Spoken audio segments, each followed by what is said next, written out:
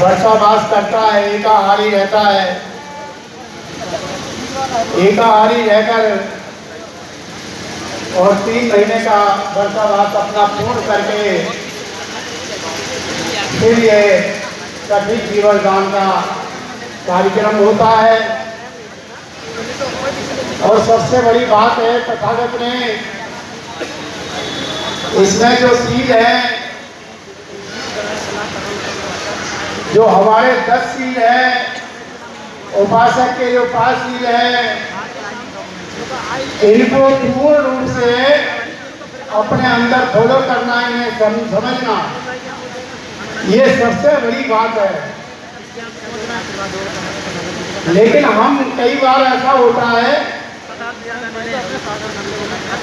कि हम 5 सीलों को लेते हैं। अभी हमारे घंटे करुणाकर जी ने यानी धम्म पद में से इतनी अच्छी गाथाएं आप सबको बताई। अगर सही मायने में उन गाथाओं का हम पूर्ण रूप से मनन करें और समझें उनको, तो हमारा जीवन सार्थक हो जाएगा। और हम सही मायने में इन 5 सीलों को जो बुद्ध ने 45 सालों तक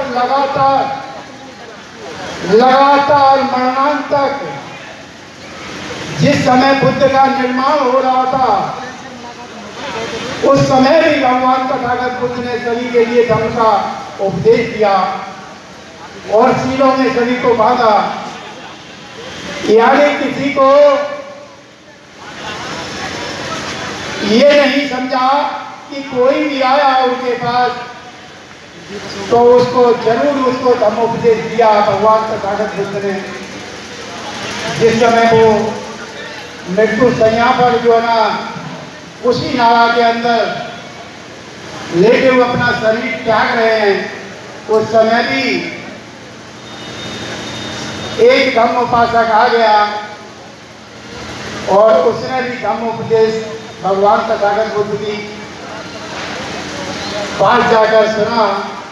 तो ये सारी बातें जो है ना, हम लोगों को मनन करनी चाहिए। और ये कठिन जीवन दान है, कठिन जीवन दान को समझना चाहिए आप सबको। क्योंकि अभी हमारे करुणाकर मंत्री जी ने इसमें जो 10 पारमिताएं बताई आप सबको, और सुनना चाहिए, समझना चाहिए।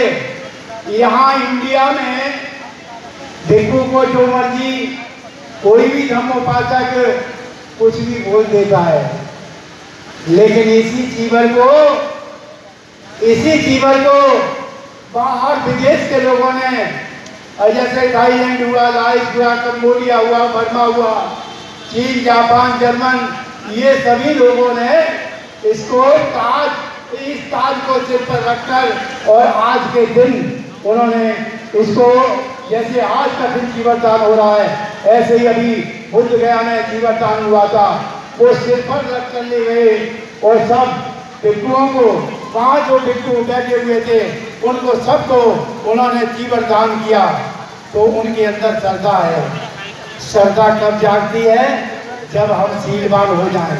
और जब हमारे पास सील है और हम सील को समझें, तभी हम श्रद्धावान बन सकते हैं। बुद्ध का धर्म बहुत विशाल है। ये खोया हुआ धर्म जो बाबा साहब ने हमारे लिए इस विशारत को दिया, इसको बहुत अच्छा समझ के तो हमारे लिए ये सौंप दिया।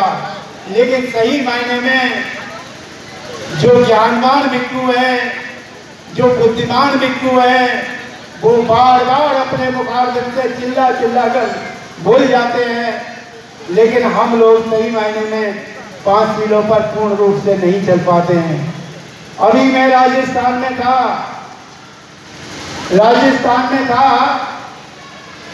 तो राजस्थान में लगभग 145 आदमियों ने धम्म दीक्षा ली। ये बिगुल चारों तरफ हर खाने में बहुत तेजी से चल रहा है।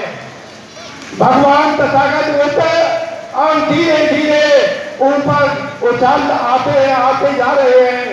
अभी भी जैसे समझो कानपुर से आगे एक जिला फतेहपुर पड़ता है, उसमें खागा के अंदर 12 फुट लंबी मूर्ति नीचे गड़ी हुई अगर खुदाई में मिली है तो देखिए बुद्ध जहाँ पर भी हैं, इस धरतले को जब भी खोदा जाता है वहाँ कोई दूसरा नहीं निकलता है, वहाँ सिर्फ बुद्ध के अलावा और किसी के अवशेष नहीं मिलते हैं।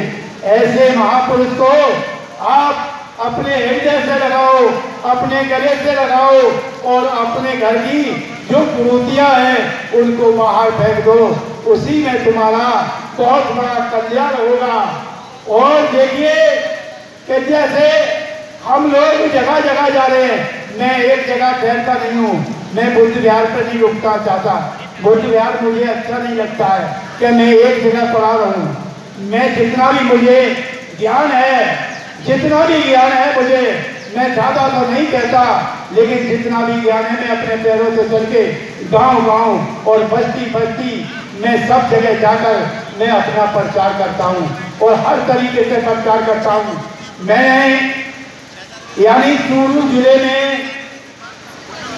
जिले में राजस्थान में मैंने पिलानी के अंदर जहाँ बिरला का गढ़ है, हिंदुओं का गढ़ है, उस जगह एक स्कूल की स्थापना की है और एक बुद्ध विहार की स्थापना करी है उसी घर में।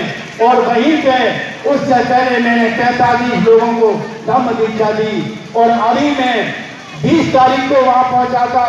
20 तारीख को मैंने कार्यक्रम किया और 20 तारीख के कार्यक्रम में काफ़ी लोग इकट्ठे हुए और वहाँ पर मैंने धम्म दीक्षा दी सभी लोगों को।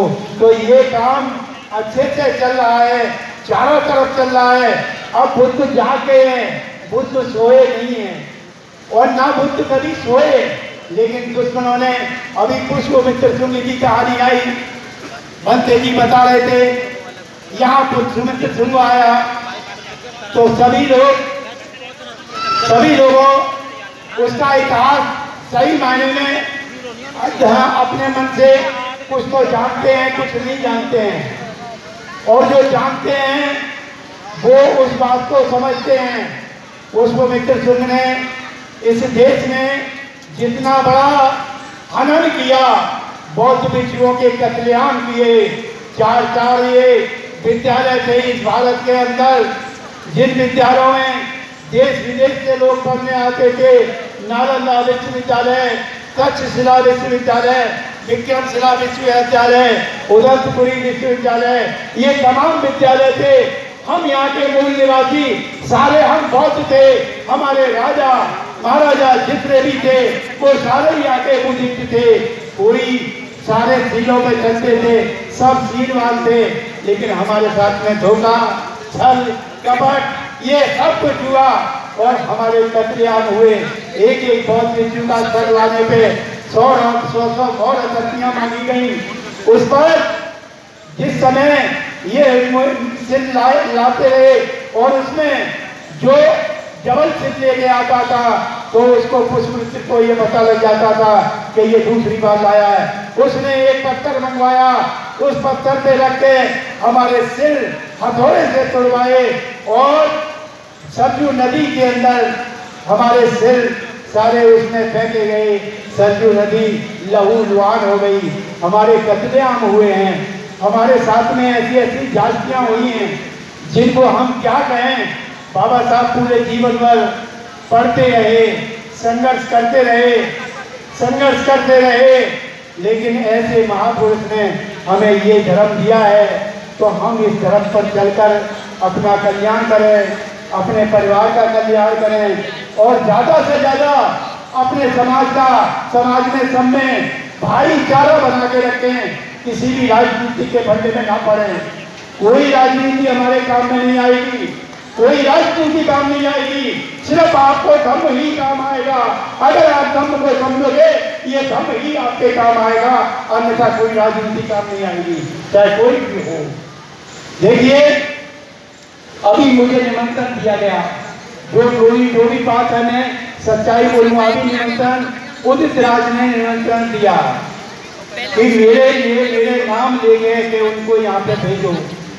तो वहाँ पर हम 3 बंदे थे, एक बंदे यहाँ पर विराजमान है बैठे हुए मेरे साथ। मुझे वहाँ अटपटा लगा, मुझे जो भी बात होती है हमें बुलाया वहाँ पर, इसलिए बुलाया 22 प्रतिज्ञाओं के लिए बुलाया, लेकिन हम एक पुतला बनाकर वहाँ बैठा दिए, हम पुतला बना के बैठा दिए, लेकिन मेरे से रुका नहीं गया।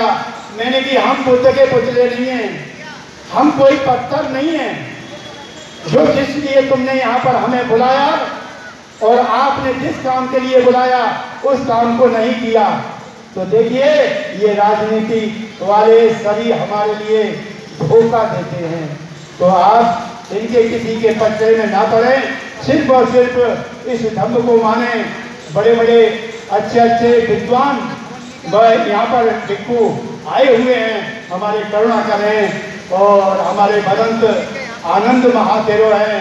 ऐसे लोग बड़े बड़े प्रवचन करके हमको एक जगह बांधते हैं, तो हम इनकी बातों को फॉलो करें, अपने अंदर इनकी बातों को माने और समझें, तभी हमारा निश्चय ही कल्याण होगा। मैं तो आज के कार्यक्रम में मुझे तो पता नहीं था, मेरे पे कोई यहाँ का मैसेज भी नहीं था, ना मैसेज बताया अरे कि तुम्हारा विजय जी बनते, तुम्हारा वहाँ पर नाम लिखा गया है। मैंने की कहा कि गाजियाबाद में, मैंने कि भाई तो फिर तो मुझे रुकना नहीं चाहिए और मैं वहाँ पर जरूर जाऊँगा। तो देखिए कि मैं तो अपना जो कर्म करता हूँ मैं समाज के लिए जीऊँगा और समाज के लिए मरूँगा। यही मेरा बड़ा संकल्प है कि मैं दूर दूर जाकर समाज को जगाऊंगा, गांव बस्ती में जाकर समाज को जगाऊंगा। जितना भी मेरे से आता है उतना मैं आगे बढ़ाता रहूँगा और इन्हीं चीज़ों पे, अपने चीज़ों पे चलूँगा और आपको 5 चीज़ों पे चलाने की मैं पूरी कोशिश करूँगा। यही मेरा संकल्प है। इन्हीं शब्दों के साथ में मैं अपनी वाणी को विराम देता हूँ और जो भी सभी यहाँ पर आए हुए हमारे धम्म उपासक और उपासिकाएं व नन्हे मुन्ने बच्चे, मैं सभी के लिए मंगल कामना करता हूँ। इन्हीं शब्दों के साथ में अपनी वाणी को विराम देता हूँ। साधु